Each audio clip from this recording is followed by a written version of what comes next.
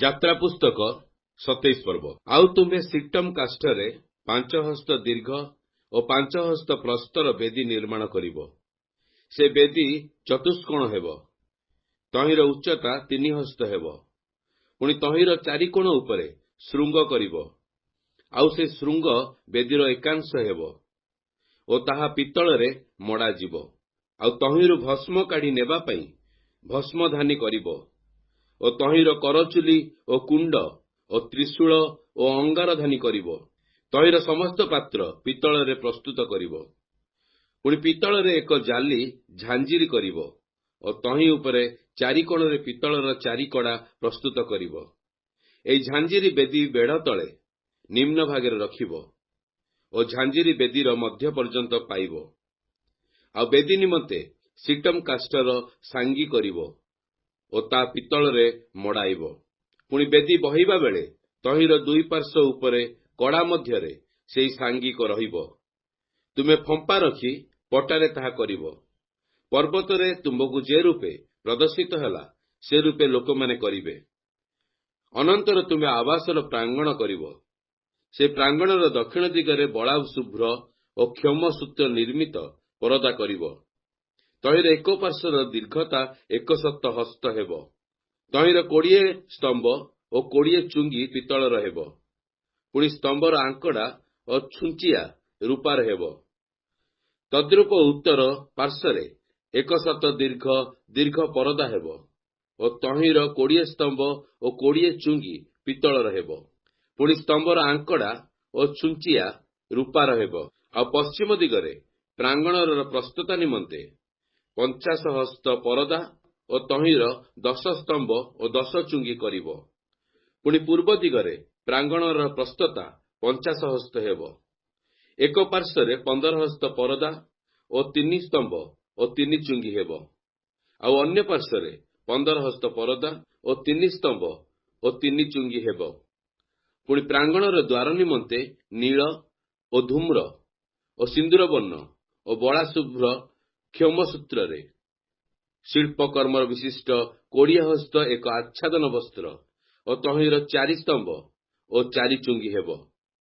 ପୁଣି ପ୍ରାଙ୍ଗଣରେ ଚତୁର୍ଦିଗସ୍ଥ ସ୍ତମ୍ଭ ସକଳ ରୂପା ଛୁଞ୍ଚିଆରେ ବନ୍ଦ ହେବ ଓ ତହିଁର ଆଙ୍କଡ଼ା ରୂପାର ଓ ଚୁଙ୍ଗି ପିତ୍ତଳର ହେବ। ପ୍ରାଙ୍ଗଣ 100 ହସ୍ତ ଦୀର୍ଘ ଓ ସର୍ବତ୍ର 50 ହସ୍ତ ପ୍ରସ୍ଥ ଓ 5 ହସ୍ତ ଉଚ୍ଚ। ପୁଣି ସବୁ ବଳା ଶୁଭ୍ର କ୍ଷମ ସୂତ୍ରରେ ପ୍ରସ୍ତୁତ ଓ ତହିଁର ପିତ୍ତଳର ଚୁଙ୍ଗି ହେବ। ଆଉ ଆବାସର ସମୁଦାୟ କାର୍ଯ୍ୟ ସମ୍ବନ୍ଧୀୟ ପାତ୍ର ଓ ମେଖ ଓ ପ୍ରାଙ୍ଗଣର ସମସ୍ତ ମେଖ ପିତ୍ତଳର ହେବ। ଆଉ ନିତ୍ୟ ନିତ୍ୟ ପ୍ରଦୀପ ଜାଳି ଆଲୁଅ କରିବା ନିମନ୍ତେ ନିର୍ମଳ ପେଶାଜିତ ତୈଳ ତୁମ୍ଭ ନିକଟକୁ ଆଣିବା ପାଇଁ ଇସ୍ରାଏଲ ସନ୍ତାନମାନଙ୍କୁ ଆଜ୍ଞା ଦେବ। ଆଉ ସମାଗମ ତମ୍ବୁରେ ସାନ୍ଧ୍ୟ ସିନ୍ଦୁକ ସମ୍ମୁଖସ୍ଥ ବିଚ୍ଛେଦ ବସ୍ତ୍ରର ବାହାରେ ହାରଣ ଓ ତାହାର ପୁତ୍ରଗଣ ସନ୍ଧ୍ୟା ସମୟରୁ ପ୍ରଭାତ ପର୍ଯ୍ୟନ୍ତ ସଦାପ୍ରଭୁଙ୍କ ସାକ୍ଷାତରେ ତାହା ସଜାଇ ରଖିବେ। ଏହା ଇସ୍ରାଏଲ ସନ୍ତାନମାନଙ୍କର ପୁରୁଷାନୁକ୍ରମେ ପାଳନୀୟ ଅନନ୍ତକାଳୀନ ବିଧି ହେବ। ଯାତ୍ରା ପୁସ୍ତକ 28 ପର୍ବ। ଆଉ ଆମ୍ଭ ଉଦ୍ଦେଶ୍ୟରେ ଯାଜକ କର୍ମ କରିବା ନିମନ୍ତେ ତୁମ୍ଭେ ଇସ୍ରାଏଲ ସନ୍ତାନଗଣ ମଧ୍ୟରୁ ଆପଣା ଭ୍ରାତା ହାରଣକୁ ଓ ତାହା ସଙ୍ଗେ ତାହାର ପୁତ୍ରଗଣକୁ ଅର୍ଥାତ୍ ହାରଣ, ନାଦବ ଓ ଅବିହୁ, ଇଲିଆଜର ଓ ଇଥାମରକୁ ଆପଣା ନିକଟକୁ ଆଣିବ। ତୁମ୍ଭର ଭ୍ରାତା ହାରଣ ଶ୍ରୀ ଓ ଶୋଭା ନିମନ୍ତେ ପବିତ୍ର ବସ୍ତ୍ର ପ୍ରସ୍ତୁତ କରିବ। ଆଉ ଆମ୍ଭେ ଯେଉଁମାନଙ୍କୁ ଜ୍ଞାନଦାୟକ ଆତ୍ମାରେ ପୂର୍ଣ୍ଣ କରିଅଛୁ ସେହି ସମସ୍ତ ବିଜ୍ଞାମନା ଲୋକଙ୍କୁ ଆଦେଶ କର। ଆମ୍ଭ ଉଦ୍ଦେଶ୍ୟରେ ଯାଜକ କର୍ମ କରିବା ନିମନ୍ତେ ହାରଣକୁ ପ୍ରତିଷ୍ଠା କରିବା ପାଇଁ ସେମାନେ ତାହାର ବସ୍ତ୍ର ପ୍ରସ୍ତୁତ କରିବେ। ଅର୍ଥାତ୍ ବୁକୁପଟା ଓ ଏଫୋଦ ଓ ଚୋଗା ଓ ବୁଟାଦାର ଜାମା ଓ ପାଗ ଓ କଟିବନ୍ଧନ ଏହି ସକଳ ବସ୍ତ୍ର ସେମାନେ ପ୍ରସ୍ତୁତ କରିବେ। ଆମ୍ଭ ଉଦ୍ଦେଶ୍ୟରେ ଯାଜନ କର୍ମ କରିବା ନିମନ୍ତେ ତୁମ୍ଭର ଭ୍ରାତା ହାରଣ ଓ ତାହାର ପୁତ୍ରଗଣ ପାଇଁ ସେମାନେ ପବିତ୍ର ବସ୍ତ୍ର ପ୍ରସ୍ତୁତ କରିବେ। ସେମାନେ ସୁବର୍ଣ୍ଣ ଓ ନୀଳ ଓ ଧୂମ୍ର ଓ ସିନ୍ଦୁର ବର୍ଣ୍ଣ ବଳା ଶୁଭ୍ର କ୍ଷମ ସୂତ୍ର ହେବେ। ପୁଣି ସେମାନେ ସେହି ସ୍ୱର୍ଣ୍ଣ ଓ ନୀଳ ଓ ଧୂମ୍ର ଓ ସିନ୍ଦୁର ବର୍ଣ୍ଣ ଓ ବଳା ଶୁଭ୍ର କ୍ଷମ ସୂତ୍ରରେ ନିପୁଣ ଶିଳ୍ପକାରର କର୍ମ ଦ୍ୱାରା ଏଫୋଦ୍ ବସ୍ତ୍ର ପ୍ରସ୍ତୁତ କରିବେ। ତହିଁର ଦୁଇ ମୁଣ୍ଡରେ ପରସ୍ପର ସଂଯୁକ୍ତ ଦୁଇ ସ୍କନ୍ଧପଟି ରହିବ, ଏ ରୂପେ ତାହା ଯୁକ୍ତ ହେବ। ପୁଣି ଏଫୋଦର ଯେଉଁ ଚିତ୍ରିତ ପଟୁକା ତହିଁ ଉପରେ ରହିବ, ତହିଁର ଚିତ୍ରିତ କର୍ମ ସେ ବସ୍ତ୍ର ଅନୁସାରେ ହେବ, ଅର୍ଥାତ୍ ସ୍ୱର୍ଣ୍ଣରେ ନୀଳ ଓ ଧୂମ୍ର ଓ ସୁବର୍ଣ୍ଣବର୍ଣ୍ଣ ଓ ବଳାକ୍ ଶୁଭ୍ର କ୍ଷମସୂତ୍ରରେ ହେବ। ଅନନ୍ତର ତୁମ୍ଭେ ଦୁଇ ଗୋମେଦକ ମଣି ଘେନି ତହିଁ ଉପରେ ଇସ୍ରାଏଲ ପୁତ୍ରମାନଙ୍କର ନାମ ଖୋଳିବ, ଅର୍ଥାତ୍ ସେମାନଙ୍କ ବଂଶାବଳୀ ଅନୁସାରେ 6 ନାମ ଏକ ମଣି ଉପରେ ଓ ଅବଶିଷ୍ଟ 6 ନାମ ଅନ୍ୟ ମଣି ଉପରେ ଖୋଳିବ। ଶିଳ୍ପକର୍ମରେ ମୁଦ୍ରା ଖୋଳିବା ନ୍ୟାୟ ସେହି ଦୁଇ ମଣି ଉପରେ ଇସ୍ରାଏଲ ପୁତ୍ରଗଣର ନାମ ଖୋଳିବ। ପୁଣି ତାହା ଦୁଇ ସ୍ୱର୍ଣ୍ଣଧାରରେ ବନ୍ଦ କରିବ। ପୁଣି ଇସ୍ରାଏଲ ସନ୍ତାନଗଣକୁ ସ୍ମରଣ କରିବା ନିମନ୍ତେ ତୁମ୍ଭେ ସେହି ଦୁଇ ମଣି ଏଫୋଦର ଦୁଇ ସ୍କନ୍ଧପଟିରେ ଦେବ। ତହିଁରେ ହାରଣ ସ୍ମରଣାର୍ଥେ ସଦାପ୍ରଭୁଙ୍କ ସମ୍ମୁଖରେ ଆପଣା ଦୁଇ ସ୍କନ୍ଧରେ ସେମାନଙ୍କ ନାମ ବହିବ।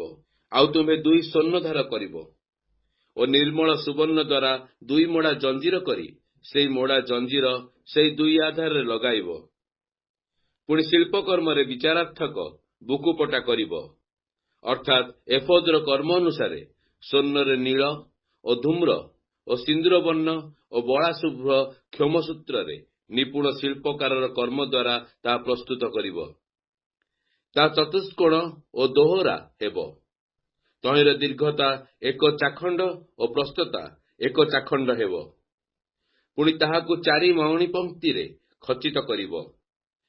ତହିଁର ପ୍ରଥମ ପଂକ୍ତିରେ ଚୁଣି ଓ ପୀତମଣି ଓ ମରକତ, ଦ୍ୱିତୀୟ ପଂକ୍ତିରେ ପଦ୍ମରାଗ ଓ ନୀଳକାନ୍ତ ଓ ହୀରକ, ତୃତୀୟ ପଂକ୍ତିରେ ପେରାଜ ଓ ଜିସ୍ମ ଓ କଟାହେଳା, ପୁଣି ଚତୁର୍ଥ ପଂକ୍ତିରେ ବୈଦୁର୍ଯ୍ୟ ଓ ଗୋମେଦକ ଓ ସୂର୍ଯ୍ୟକାନ୍ତ। ଏହି ସମସ୍ତ ସ୍ୱର୍ଣ୍ଣରେ ସ୍ୱଂ ସ୍ୱଂ ପଂକ୍ତିରେ ବର୍ଷାଯିବ। ଏହି ମଣି ଇସ୍ରାଏଲ ପୁତ୍ରମାନଙ୍କ ନାମ ନିମନ୍ତେ ସେମାନଙ୍କ ନାମ ଅନୁସାରେ 12 ହେବ। ମୁଦ୍ରା ନ୍ୟାୟ ଖୋଦିତ ପ୍ରତ୍ୟେକ ମଣିରେ ସେହି 12 ବଂଶ ନିମନ୍ତେ ପ୍ରତ୍ୟେକ ପୁତ୍ରର ନାମ ରହିବ। ତୁମେ ନିର୍ମଳ ସ୍ୱର୍ଣ୍ଣ ଦ୍ୱାରା ବୁକୁପଟା ନିମନ୍ତେ ମାଳା ତୁଲ୍ୟ ମୋଡ଼ା 2 ଜଞ୍ଜିର ନିର୍ମାଣ କରିବ। ପୁଣି ବୁକୁପଟା ଉପରେ ସ୍ୱର୍ଣ୍ଣର 2 କଡ଼ା କରିବ ଓ ବୁକୁପଟାର 2 ପ୍ରାନ୍ତରେ ସେହି 2 କଡ଼ା ଲଗାଇବ। ଆଉ ବୁକୁପଟାର 2 ପ୍ରାନ୍ତସ୍ଥିତ 2 କଡ଼ା ମଧ୍ୟରେ ସେହି 2 ମୋଡ଼ା ସ୍ୱର୍ଣ୍ଣ ଜଞ୍ଜିର ଲଗାଇବ। ପୁଣି ମୋଡ଼ା ଜଞ୍ଜିରର 2 ମୁଣ୍ଡ 2 ଧାରରେ ବନ୍ଦ କରି ଏଫୋଦ୍ ବସ୍ତ୍ରର ସମ୍ମୁଖସ୍ଥ 2 ସ୍କନ୍ଧପଟି ଉପରେ ରଖିବ। ତୁମ୍ଭେ ସ୍ୱର୍ଣ୍ଣର 2 କଡ଼ା ନିର୍ମାଣ କରି ବୁକୁପଟାର 2 ପ୍ରାନ୍ତରରେ ଏଫୋଦ୍ ବସ୍ତ୍ରର ସମ୍ମୁଖସ୍ଥ ଭିତର ଭାଗରେ ରଖିବ। ଆହୁରି 2 ସ୍ୱର୍ଣ୍ଣ କଡ଼ା କରି ଏଫୋଦ୍ ବସ୍ତ୍ରର 2 ସ୍କନ୍ଧପଟି ତଳେ ତହିଁର ସମ୍ମୁଖ ଭାଗର ଯୋଡ଼ା ସ୍ଥାନରେ ଏଫୋଦର ଚିତ୍ରିତ ପାଟୁକା ଉପରେ ତାହା ରଖିବ। ତହିଁରେ ବୁକୁପଟା ଯେପରି ଏଫୋଦର ଚିତ୍ରିତ ପଟୁକା ଉପରେ ଥାଇ ଏଫୋଦରୁ ଖସି ନ ପଡ଼େ, ଏଥିପାଇଁ ସେମାନେ ବୁକୁପଟାକୁ ନିଜ କଡ଼ାରେ ନୀଳ ସୂତ୍ର ଦ୍ୱାରା ଏଫୋଦର କଡ଼ା ସହିତ ବନ୍ଦ ରଖିବେ। ଯେଉଁ ସମୟରେ ହାରଣ ପବିତ୍ର ସ୍ଥାନରେ ପ୍ରବେଶ କରିବ, ସେହି ସମୟରେ ସଦାପ୍ରଭୁଙ୍କ ସମ୍ମୁଖରେ ନିତ୍ୟ ସ୍ମରଣାର୍ଥେ ସେ ବିଚାରାର୍ଥକ ବୁକୁପଟାରେ ଇସ୍ରାଏଲ ପୁତ୍ରଗଣର ନାମ ସକଳ ଆପଣା ହୃଦୟ ଉପରେ ବହନ କରିବ। ସେ ବିଚାରାର୍ଥକ ବୁକୁପଟାରେ ତୁମ୍ଭେ ଉରିମ୍ ଓ ତୁମିମ୍, ଦୀପ୍ତି ଓ ସିଦ୍ଧି ରଖିବ। ତହିଁରେ ହାରଣ ଯେଉଁ ସମୟରେ ସଦାପ୍ରଭୁଙ୍କ ଛାମରେ ପ୍ରବେଶ କରିବ, ସେହି ସମୟରେ ହାରଣର ହୃଦୟ ଉପରେ ତାହା ରହିବ। ପୁଣି ହାରଣ ସଦାପ୍ରଭୁଙ୍କ ଛାମୁରେ ନିତ୍ୟ ନିତ୍ୟ ଇସ୍ରାଏଲ ସନ୍ତାନଗଣର ବିଚାର ଆପଣା ହୃଦୟ ଉପରେ ବହିବ।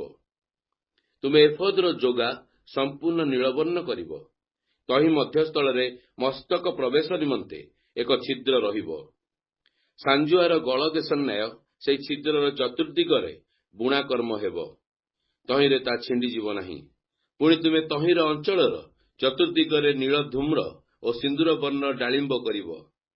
ଆଉ 4 ଦିଗରେ ତହିଁ ମଧ୍ୟ ମଧ୍ୟେ ସ୍ୱର୍ଣ୍ଣ ଘଣ୍ଟି ରହିବ।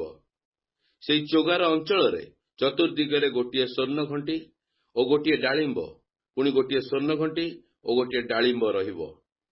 ଆଉ ହାରଣ ସେବା କରିବା ସମୟରେ ତାହା ପିନ୍ଧିବ। ତହିଁରେ ସେ ଯେତେବେଳେ ସଦାପ୍ରଭୁଙ୍କ ଛାମୁରେ ପବିତ୍ର ସ୍ଥାନରେ ପ୍ରବେଶ କରିବ ଓ ଯେତେବେଳେ ସେ ସେଠାରୁ ବାହାର ହେବ, ସେତେବେଳେ ତହିଁର ଶବ୍ଦ ଶୁଣାଯିବ, ତାହେଲେ ସେ ମରିବ ନାହିଁ। ଆଉ ତୁମେ ନିର୍ମଳ ସୁବର୍ଣ୍ଣରେ ଏକ ପତ୍ର ପ୍ରସ୍ତୁତ କରି ମୁଦ୍ରା ନ୍ୟାୟ ତହିଁ ଉପରେ ସଦାପ୍ରଭୁଙ୍କ ଉଦ୍ଦେଶ୍ୟରେ ପବିତ୍ର ଏଇ କଥା ଖୋଳିବ। ପୁଣି ପାଗ ଉପରେ ରହିବା ପାଇଁ ତାହା ନୀଳ ସୂତ୍ରରେ ବନ୍ଦ କରି ପାଗର ସମ୍ମୁଖରେ ରଖିବ।